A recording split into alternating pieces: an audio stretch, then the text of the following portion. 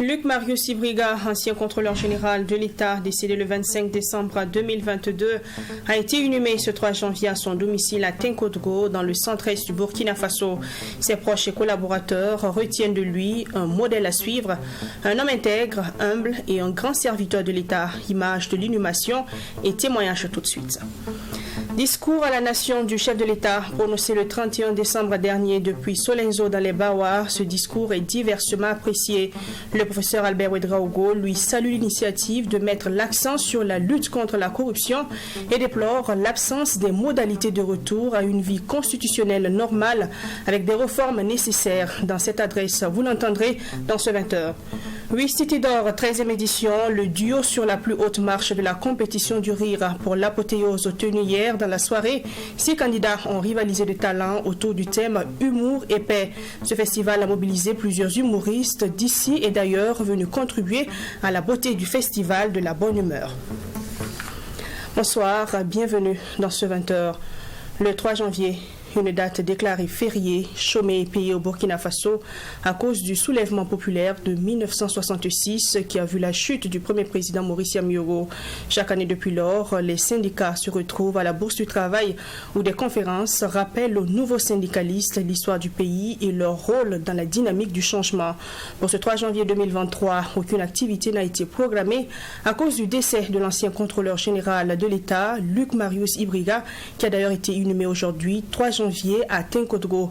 En attendant un rappel historique dans cet élément signé Bernard Bougma et Michael Tougré.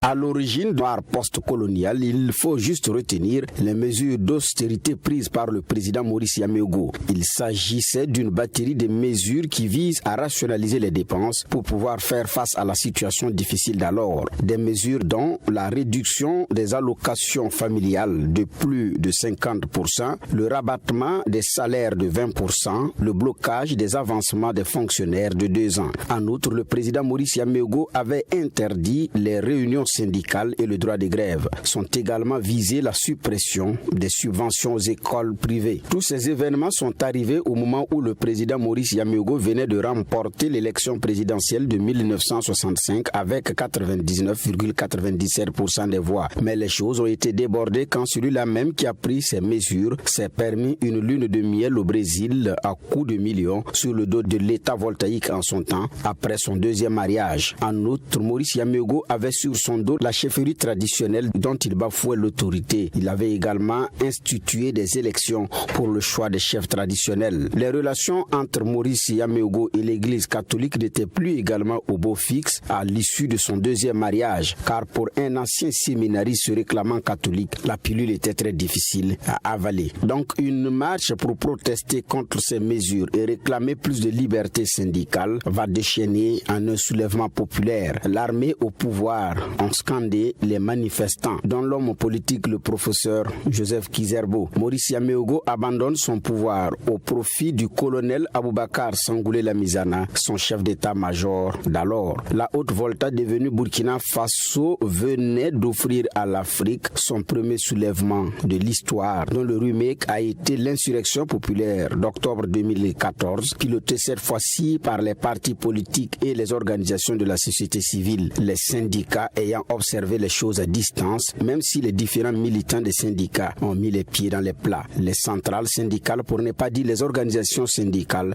n'ayant pas officiellement appelé leurs militants à prendre part à l'insurrection populaire d'octobre 2014. Pour cette année 2023, en dehors de la journée fériée, il n'y a rien au programme le jour même du 3 janvier. Les activités de commémoration ayant été reprogrammées pour le week-end prochain. Une situation qui s'explique par le décès du docteur Luc Marius Ibriga, dont la contribution à l'univers syndical a été énorme. Luc Marius Ibriga, l'ancien patron de l'ASELC, décédé le 25 décembre dernier et dont l'inhumation a eu lieu ce 3 janvier 2023. D'ailleurs, ailleurs. Et l'ironie de l'histoire, c'est que le porte-parole attitré des syndicats burkinabés auprès du gouvernement n'est autre que Bassolma Bazié, l'ancien puissant patron de la CGTB et qui a été par moment président du mois des centrales syndicales. Bassolma Bazié et l'ensemble d'ailleurs des membres du gouvernement ont proposé aux syndicats 1% de contribution sur le salaire brut à l'effort de guerre. Une initiative de contribution à l'effort de guerre qui a été rejetée par l'unité d'action syndicale, l'UAS.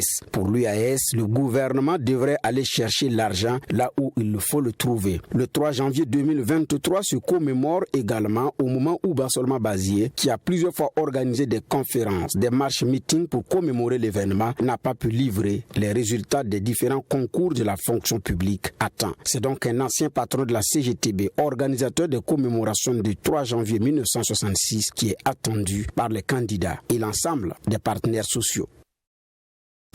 Et puis, c'est ce 3 janvier 2023 que Luc Marius Ivriga, ancien contrôleur général de l'État, a été inhumé et repose désormais à son domicile à Tenkodgo, dans le centre-est du Burkina Faso. En rappel, l'ex-patron de l'Autorité supérieure de contrôle d'État et de lutte contre la corruption, ASELC, est décédé le 25 décembre 2022 à l'âge de 66 ans des suites de maladies à Ouagadougou. Avant son inhumation, il a été élevé à titre posthume au rang de grand officier de l'ordre de l'étalon, celui qui s'est investi dans la lutte contre la corruption et qui a consacré plus de 27 ans de sa vie à enseigner le droit aux étudiants, a reçu les hommages des autorités de la transition, notamment du président Ibrahim Traoré et du premier ministre Apollinaire Kielem de Tambela. À cela s'ajoutent les hommages de l'ASELC, de ses collaborateurs et étudiants de l'université. On écoute quelques témoignages au micro de notre reporter Abdourahim Niaye. Je crois qu'il a beaucoup servi.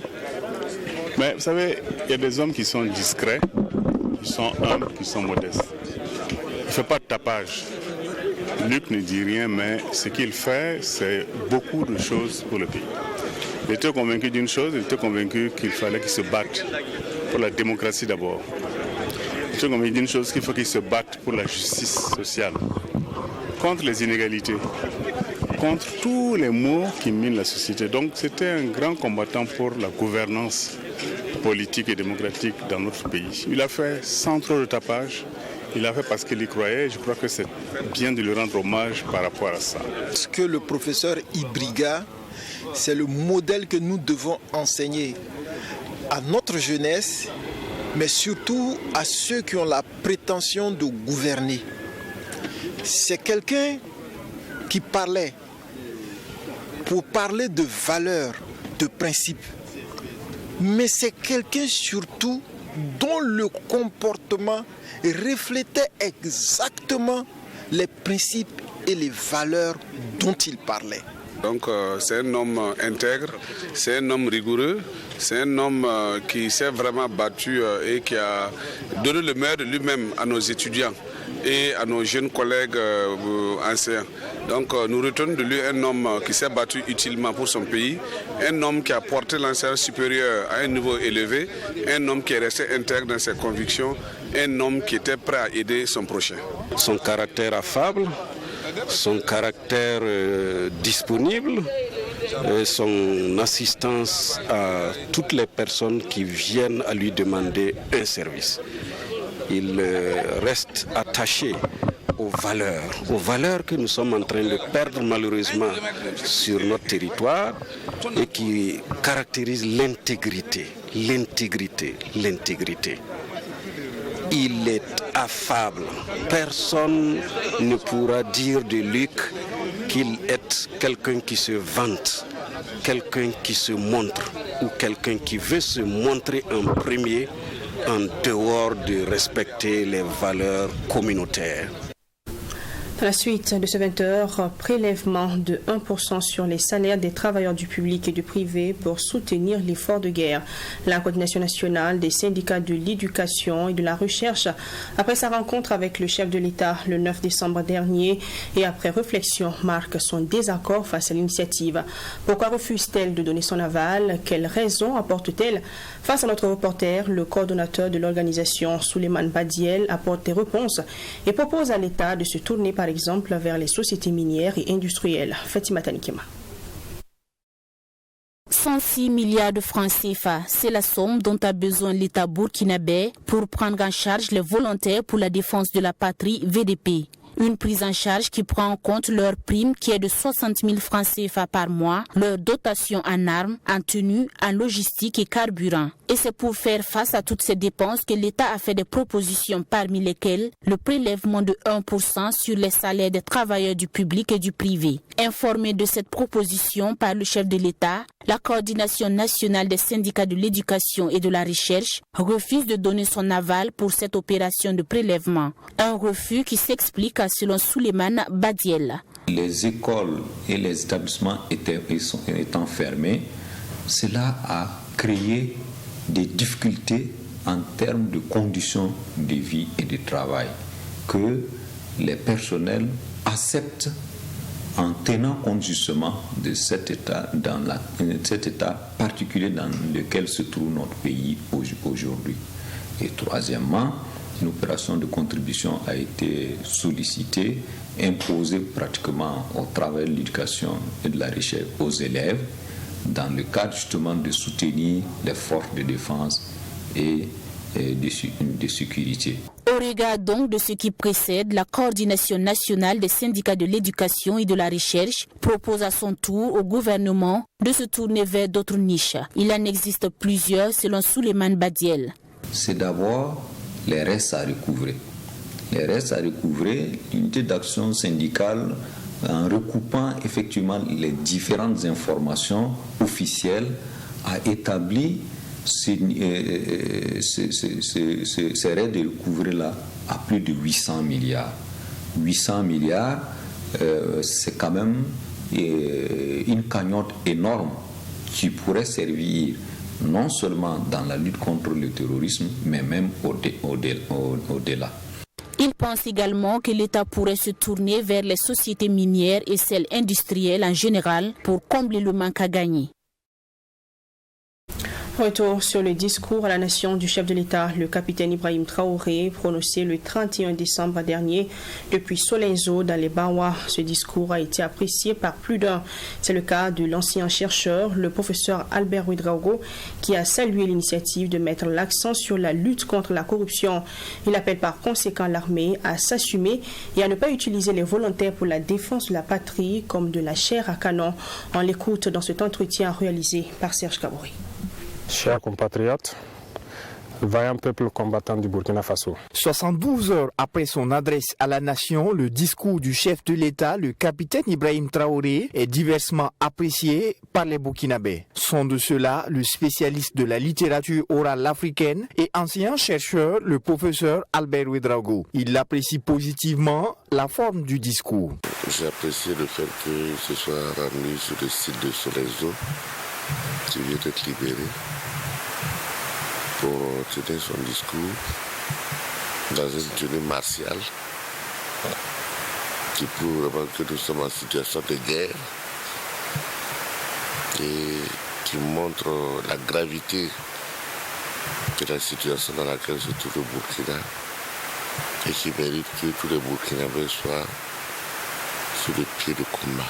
Dans le fond, l'ancien chercheur juge appréciable le fait pour le chef de l'État d'avoir jugé utile de rappeler les uns et les autres à leurs responsabilités. Sur cette question, il appelle les forces armées nationales à être au devant de la lutte contre le terrorisme. Pour ceux qu'on va recruter comme supplétifs, ne doit pas servir de chair à canon aux militaires. Les militaires ont toujours été payés pour nous aider à faire la guerre. Et maintenant que la guerre est là, ce n'est pas les civils de faire ça à leur place.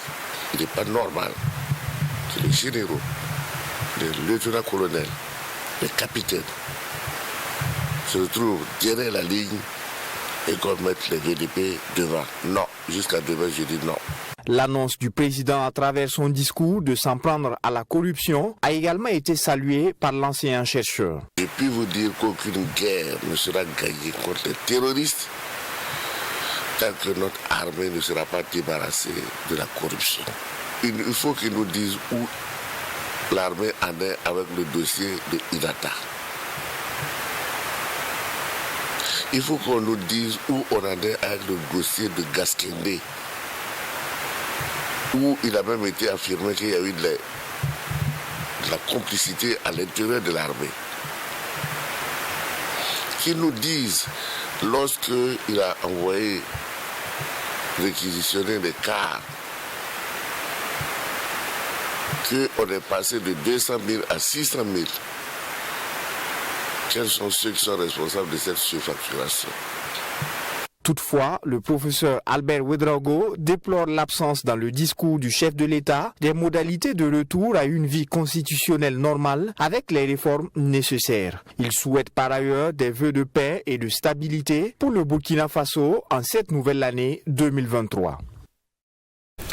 L'annonce avait été faite il y a quelques mois par le président américain Joe Biden. Depuis donc ce 1er janvier 2023, les États-Unis ont retiré le Burkina Faso de l'accord commercial AGOA, African Growth Opportunities Act.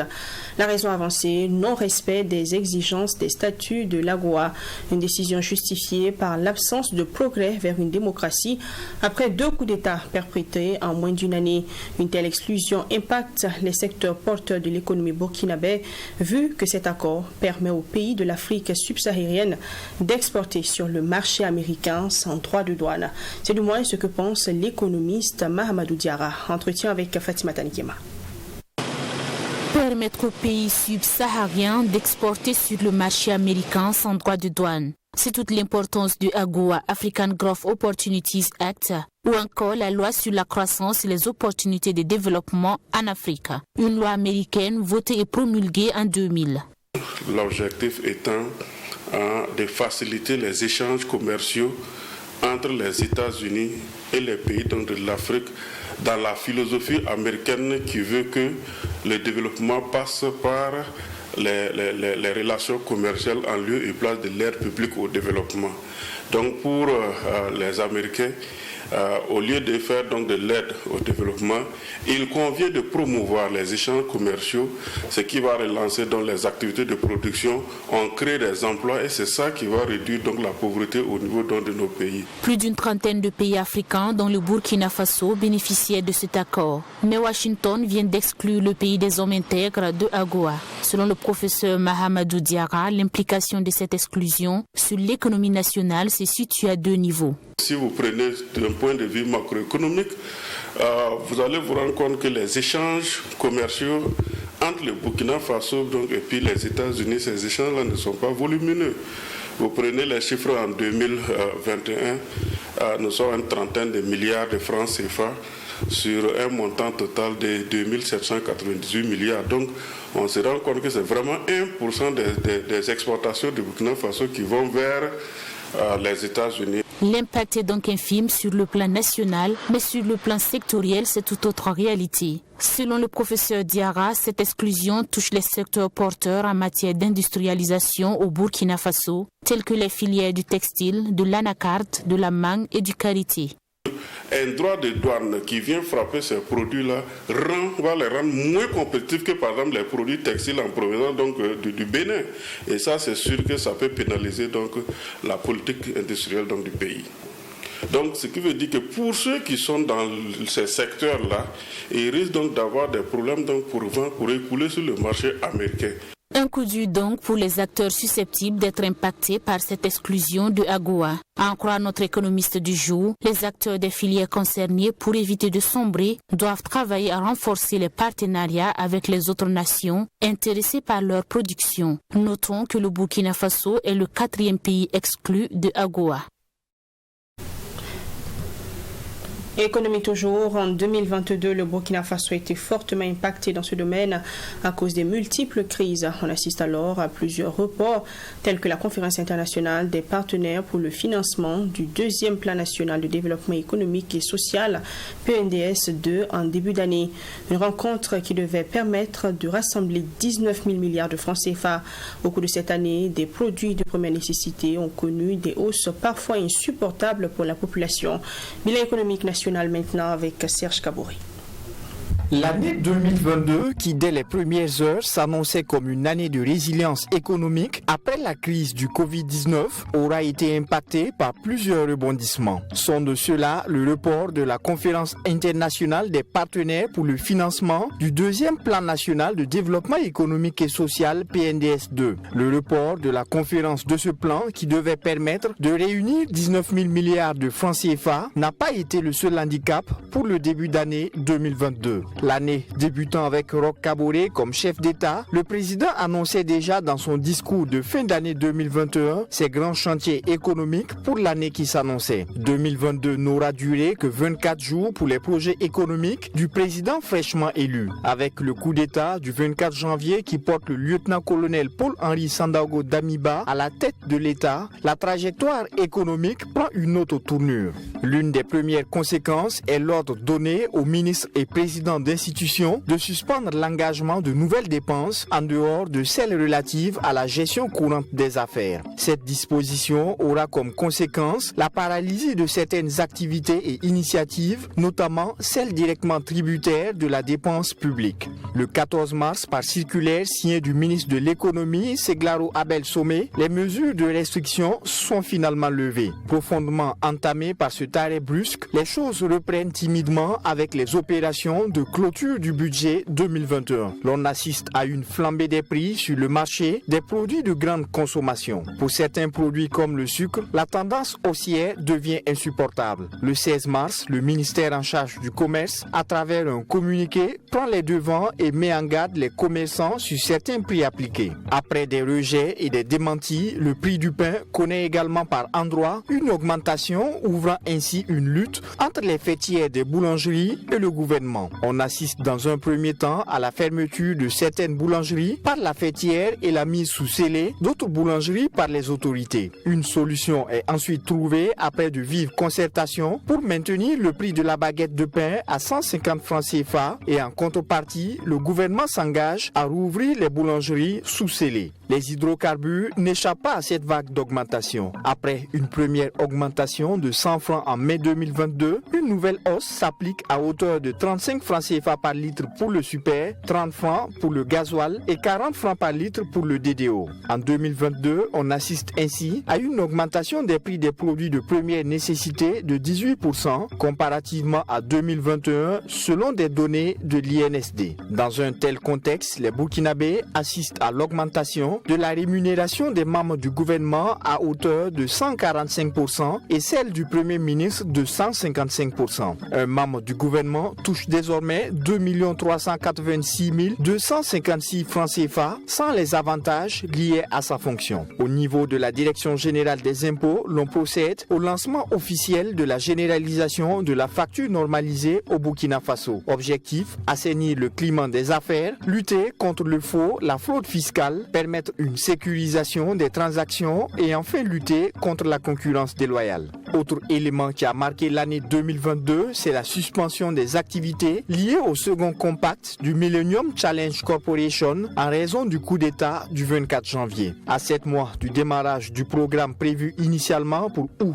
2022, le Burkina perd ainsi un financement de 450 millions de dollars américains, soit plus de 270 milliards de francs CFA. La 30e session ordinaire de l'Assemblée générale des sociétés d'État, consacrée à l'examen des états financiers de l'exercice clos au 31 décembre 2021 des entreprises publiques burkinabées, annonce des résultats satisfaisants. Le chiffre d'affaires cumulé des 22 entreprises publiques est passé de 1377 milliards 593 millions de francs CFA en 2020 à 1642 milliards 970 millions de francs CFA en 2021, soit une hausse de 19,26%. En fin juin, dans le cadre de la réduction du train de vie de l'État pour consacrer davantage les efforts du gouvernement aux priorités du moment, le Premier ministre Albert Ouedraogo, à travers une circulaire, procède à la suspension des achats de véhicules sur les ressources budgétaires 2022 de l'État et de ses démembrements jusqu'à nouvel ordre, à l'exception des départements ministériels nouvellement créés et de ceux en charge de la défense, de la sécurité et de l'action humanitaire.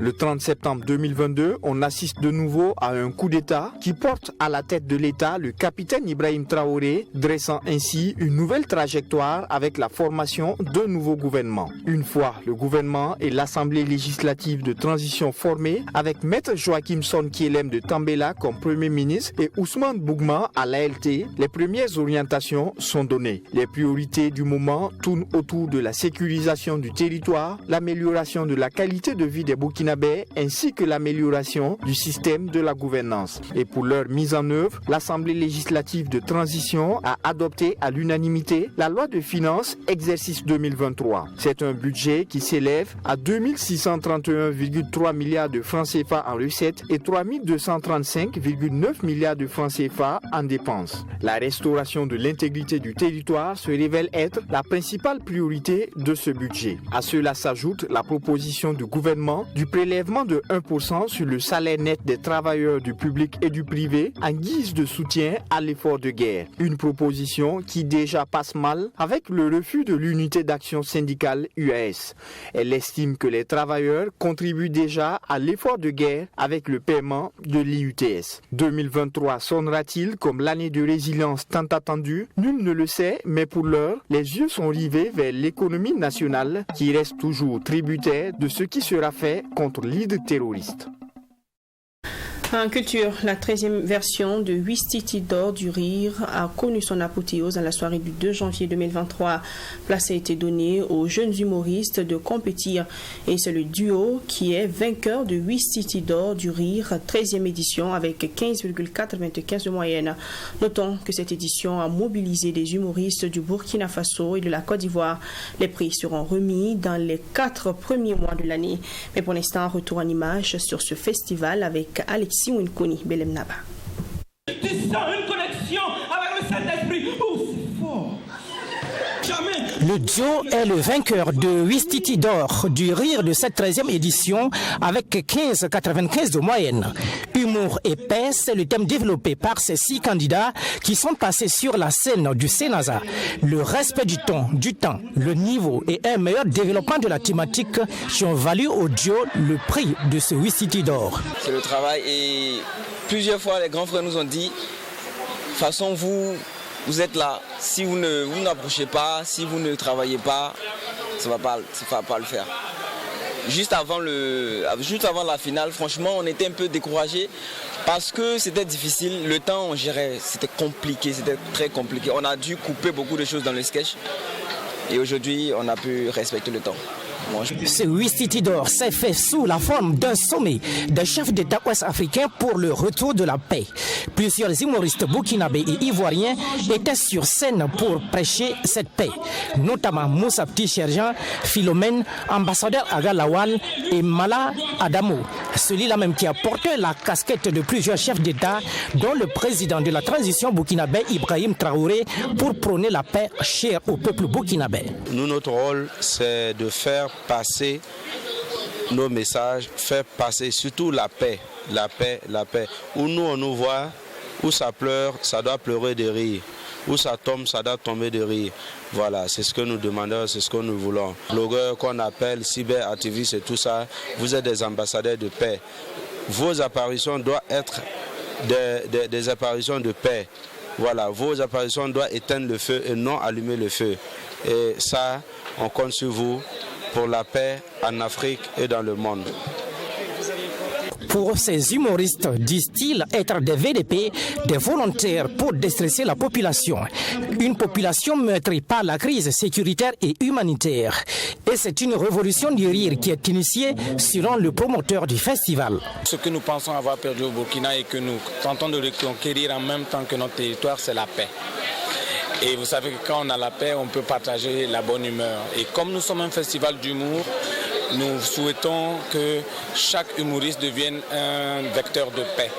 Voilà pourquoi justement nous avons pris ce thème cette année, pour qu'ensemble nous puissions voir comment chacun, à travers son métier, peut apporter une pierre à la construction ou à la reconstruction d'un Burkina de paix. C'est vrai que tout n'est pas rose, mais gardons le sourire malgré les difficultés, car au nom de la loi d'attraction, ça peut attirer des lendemains meilleurs. La remise des prix est prévue dans le premier quadrimestre de l'année. Une caravane du rire au profit des veuves, des orphelins et des déplacés internes est prévue et sera arrimée des dons de vivres et des repas communautaires. L'idée est de donner le goût du rire à ceux-là qui ont perdu de la bonne humeur. On dit hospitalisation habituellement là, c'est 3 000. Le monsieur a multiplié par 20, c'est-à-dire tout ce qu'il a payé. Et pour terminer, dernier hommage à Pelé. Après 24 heures de veillée, un hommage de ses admirateurs au stade de la Villa Belmiro dans l'état de Sao Paulo. Le cercueil du roi Pelé a été fermé ce mardi. Un cortège funèbre dans les rues de Santos au Brésil a précédé l'enterrement de la star du football décédée jeudi dernier à l'âge de 82 ans. Pendant 24 heures, les nombreux admirateurs de Pelé peuvent s'approcher de leur roi et le saluer une dernière fois. 4 jours après sa mort à 82 ans, le cercueil du Brésilien se trouve au centre du stade de la Villa Belmiro qu'il a vu grandir à Santos, dans l'état de Sao Paulo. C'est ici que le génie du ballon rond a joué pendant près de 2 décennies dans ce club qui a publié sur les réseaux sociaux « Comme il l'a toujours voulu, notre roi éternel Pelé fait ses adieux à Villa Belmiro, sa maison près de son peuple ». Parmi les personnalités présentes, le président de la FIFA, Gianni Infantino, qui a annoncé vouloir demander à tous les pays du monde de baptiser un stade au nom du triple champion du monde. Les stars internationales du football, Neymar et Cristiano Ronaldo, qui avaient rendu de vibrants hommages à leur idole sur les réseaux sociaux, ont envoyé des fleurs. Toutefois, l'attaquant brésilien du Paris Saint-Germain, Neymar, n'a pas prévu de se rendre à Santos et est représenté par son père. Mardi matin, après cette veillée funéraire publique, une procession se déroulera dans les rues de Santos avant l'enterrement réservé à la famille. C'est la fin de ce 20h. Merci de l'avoir suivi. Bonne suite de programmes sur Truth TV et à demain 20h pour une nouvelle édition. D'ici là, portez-vous bien. Bonsoir.